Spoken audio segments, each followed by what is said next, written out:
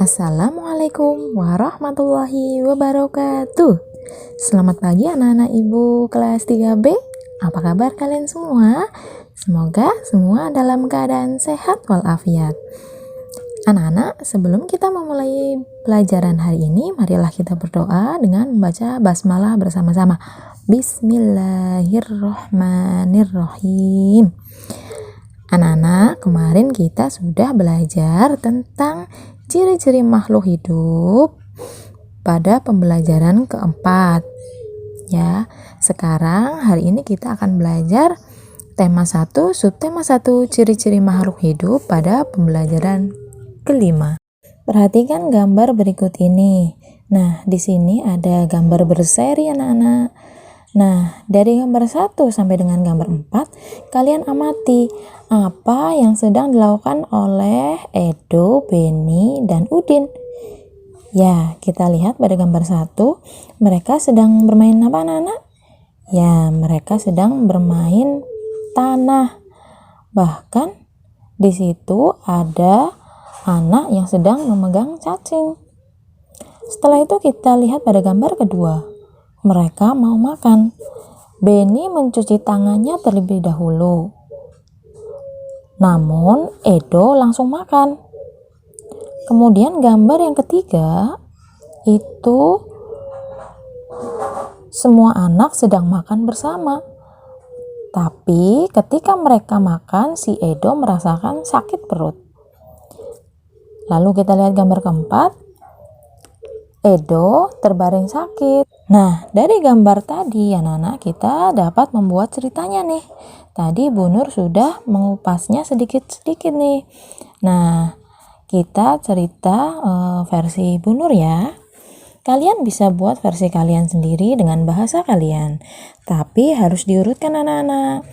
Udin, Beni, dan Edo sedang bermain bersama-sama. Mereka bermain tanah. Setelah bermain, mereka makan. Sebelum makan, Beni mencuci tangannya terlebih dahulu. Sedangkan Edo tidak mencuci tangannya dan langsung mengambil makanan dan memakannya. Sesaat setelah mereka makan dengan lahapnya, Edo mulai merasakan sakit pada perutnya. Kemudian Udin dan Beni membawa Edo pulang ke rumah. Dan orang tuanya membawa Edo ke rumah sakit. Edo sakit perut karena tidak menjaga kebersihan tangannya sebelum makan. Aturan sebelum makan. Ya, kita lihat pada gambar ya. Yang pertama, makanan harus bersih dan sehat. Kita lihat gambar pertama, makanan itu ditutup dengan tudung saji. Supaya apa? Supaya makanan tetap bersih dan tidak dihinggapi lalat. Karena lalat itu membawa kuman serta kotoran. Ya, jadi jika lalat hinggap di makanan, maka kita bisa sakit perut. Lalu, aturan sebelum makan yang kedua adalah mencuci tangan sebelum makan.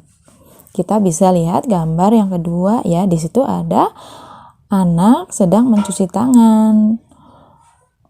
Ya. Habis mainan pasir harus cuci tangan. Jadi misal anak-anak habis pegang apapun itu, walaupun kelihatannya tangannya bersih, tapi harus tetap cuci tangan sebelum makan supaya tidak ada kuman yang masuk bersama makanan yang kalian makan. Kemudian aturan sebelum makan yang ketiga adalah berdoa sebelum makan. Ya. Bersyukur kepada Tuhan yang telah memberikan kita makanan. Jadi sebelum makan kita hendaknya berdoa. Aturan sebelum makan. Salah satu ciri makhluk hidup adalah tumbuh. Untuk bertumbuh, makhluk hidup perlu makanan dan air. Makanan yang baik untuk pertumbuhan adalah makanan yang bersih dan sehat. Kebersihan makanan juga akan mempengaruhi pertumbuhan. Jika makanan yang kita makan tidak bersih, kesehatan dan pertumbuhan kita akan terpengaruh. Salah satu menjaga makanan agar tetap bersih adalah dengan menutup makanan. Hal ini perlu dilakukan agar makanan tidak dihinggapi oleh lalat atau hewan lainnya. Makanan dapat menjadi tempat lalat bertelur yang menyebabkan makanan jadi kotor dan bisa menimbulkan sakit perut. Selain menjaga kebersihan, kita juga harus berdoa sebelum makan. Berdoa untuk berterima kasih atas karunia yang telah diberikan oleh Allah Subhanahu wa taala. Kemudian makan sesuai dengan kebutuhan, menjaga kebersihan makanan, serta berdoa sebelum dan sesudah makan, yang merupakan contoh sikap bersyukur. Nah, kita harus makan itu sesuai dengan kebutuhan. Jangan ambil makanan terlalu banyak setelah itu tidak dihabiskan. Jadi harus sesuai dengan kebutuhan kita ya. Makanlah makanan yang cukup. Makanlah yang cukup. Harus juga menjaga kebersihan makanan dan berdoa sebelum dan sesudah makan. Sikap bersyukur merupakan pengamalan sila pertama Pancasila, yaitu ketuhanan yang Maha Esa.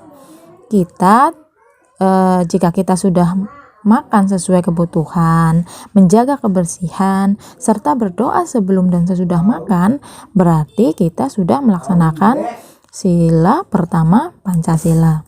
Jadi kalau kalian bersyukur pada Tuhan, berarti kalian sudah mengamalkan Pancasila, sila pertama yang bunyinya adalah ketuhanan yang Maha Esa. Ingat, simbolnya apa sila pertama?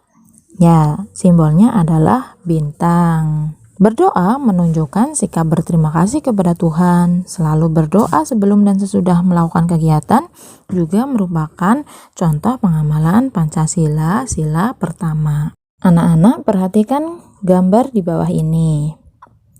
Nah, di sini ada gambar sapi di kandang sapi ya.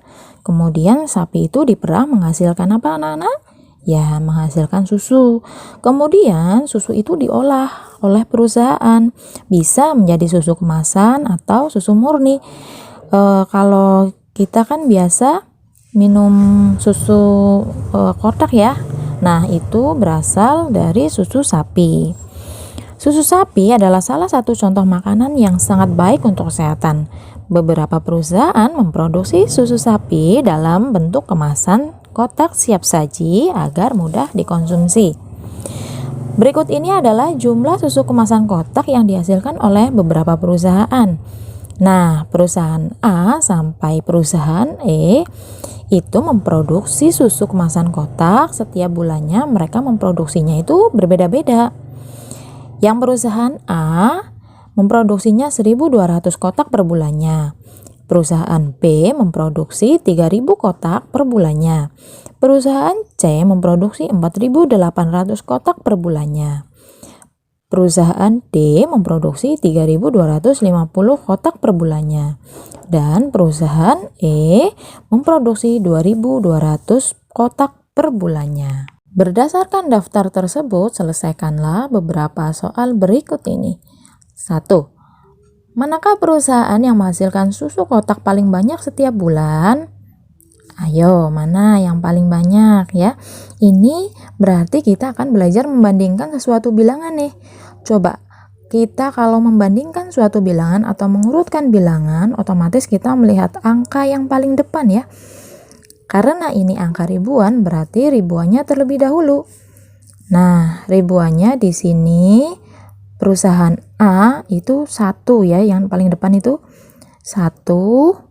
Kemudian perusahaan B itu 3, perusahaan C itu 4, perusahaan D itu 3, dan perusahaan E itu 2.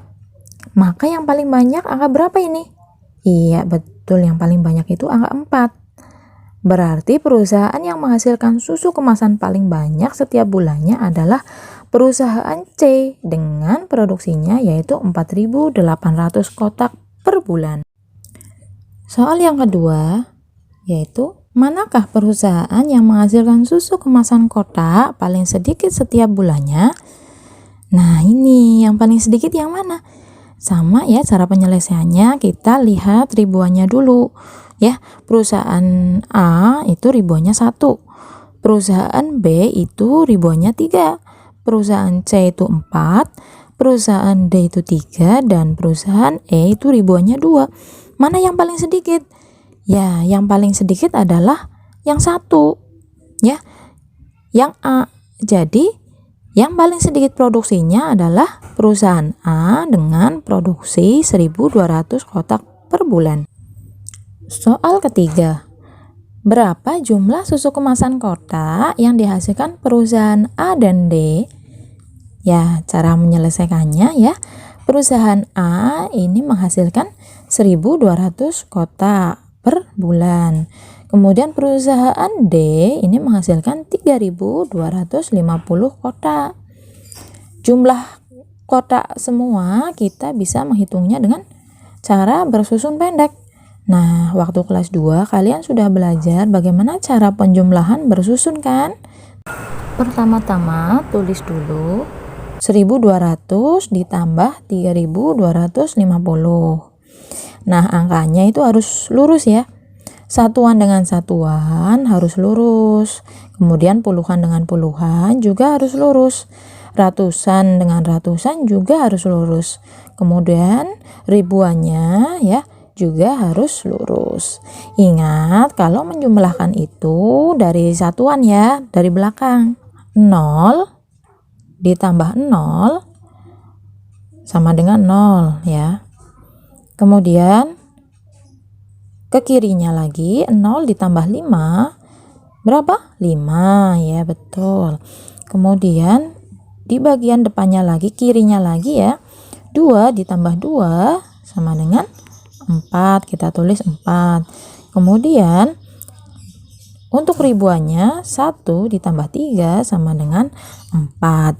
Jadi jumlah susu kemasan kotak yang dihasilkan perusahaan A dan D adalah 4.450. Soal selanjutnya, berapa jumlah susu kemasan kotak yang dihasilkan perusahaan B dan E? Nah, ayo caranya menyelesaikannya ya. Perusahaan B menghasilkan 3.000 kotak. Perusahaan E menghasilkan 2.200 kotak.